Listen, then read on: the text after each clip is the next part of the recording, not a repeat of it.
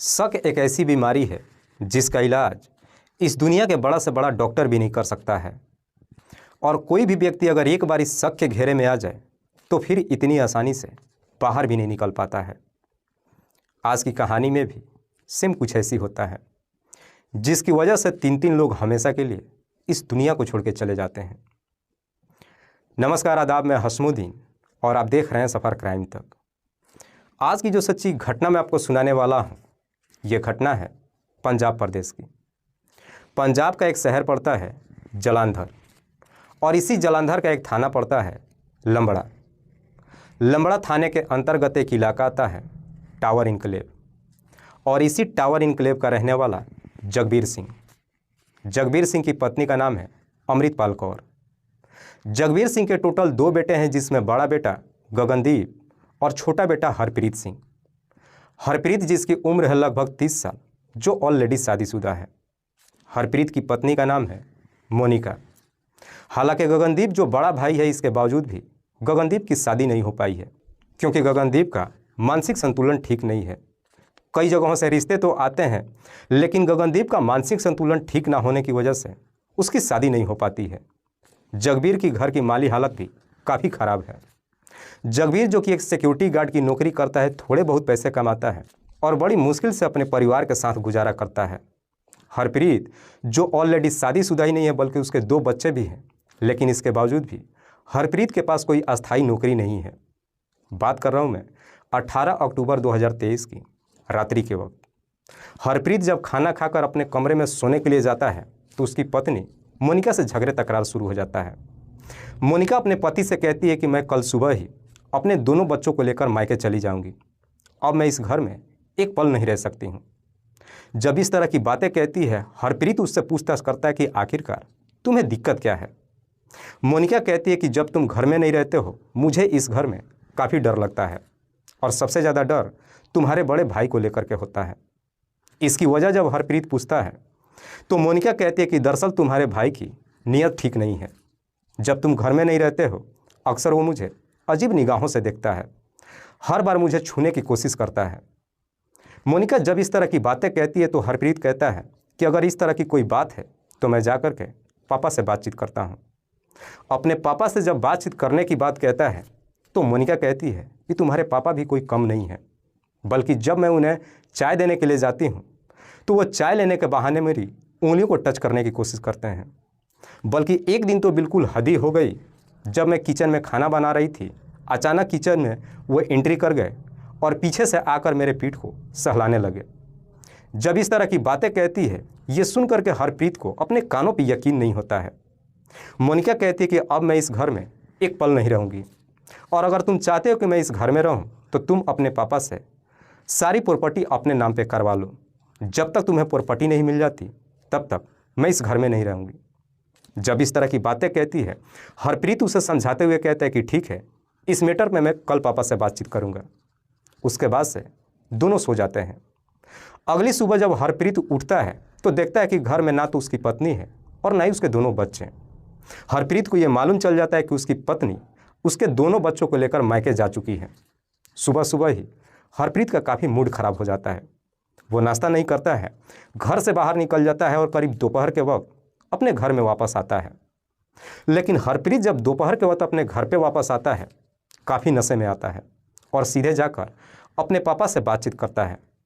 कहता है कि जितनी भी प्रॉपर्टी है सब के सब मेरे नाम पे कर दो, क्योंकि जब प्रॉपर्टी मेरे नाम पे हो जाएगी उस प्रॉपर्टी से मैं कुछ बेच करके एक बिजनेस करना चाहता हूँ।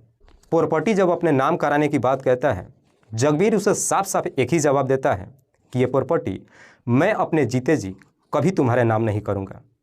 इसी बात को लेकर के हरप्रीत और उसके पिता के बीच में झगड़े तकरार शुरू हो जाता है। जैसे ही झगड़े तकरार शुरू होता है, वहाँ पे हरप्रीत की माँ भी पहुँच जाती है। हरप्रीत अपनी माँ से भी वही बात कहता है कि प्रॉपर्टी मेरे नाम कर दो।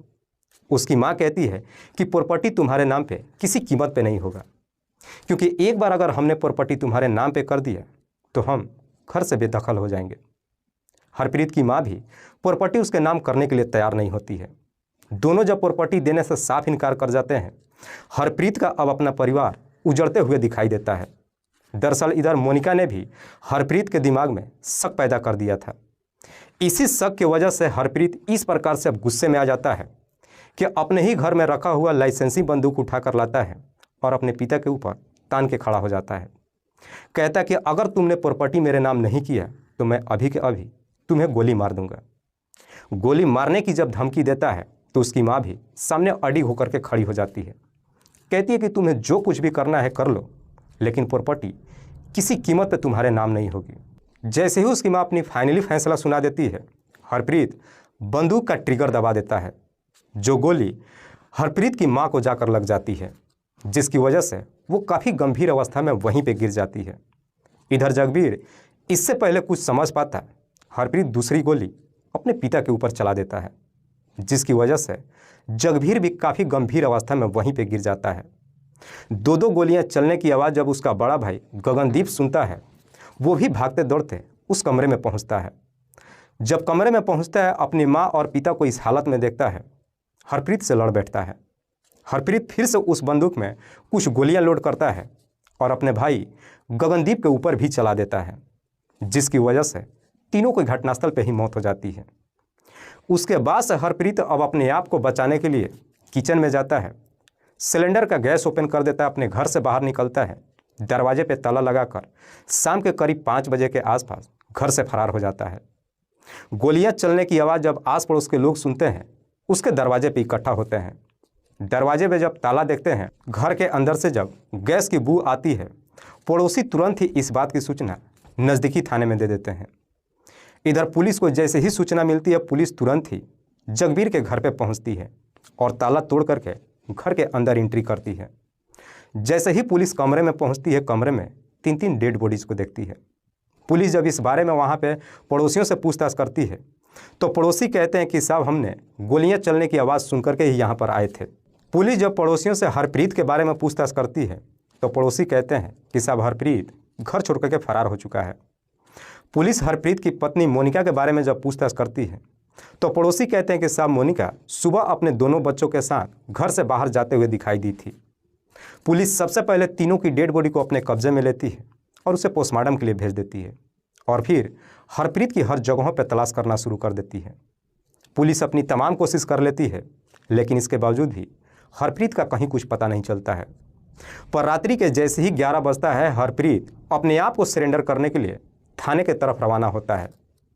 लेकिन इससे पहले इस बात की जानकारी पुलिस को मालूम चल जाता है और रास्ते से ही हरप्रीत को अपने कस्टडी में ले लेती है। पुलिस जब हरप्रीत से तीनों की हत्या के बारे में पूछताछ करती है, तो हरप्रीत भी बड़ी आसानी से अपना जुर्म कबूल कर लेता है। लेकिन हरप्रीत साथ साथ पुलिस वालों से यह भी कहता है कि मैंने जो कुछ भी किया है, मुझे उसका कोई अफसोस नहीं है। इस बारे में पुलिस जब हरप्रीत से पूछताछ करती है, तो हरप्रीत कहता है कि दरअसल मेरे पिता और मेरे भाई की मेरी पत्नी के तरफ नीयत खराब हो चुकी थी। वो हर बार उसे अपने लपेटे में लेने की कोशिश कर रहे थे। दरअसल मैं उनसे अपनी बिजनेस करने के लिए प्रॉपर्टी भी मांग रहा था, लेकिन वो प्रॉपर्टी भी मुझे नहीं दे रहे थे। सबने मिल करके मेरे जीवन को नर्क बना के रखा था। जब शक की बात पुलिस वालों से कहता है, पुलिस इस बात को मानने के लिए तैयार ही नहीं होती है।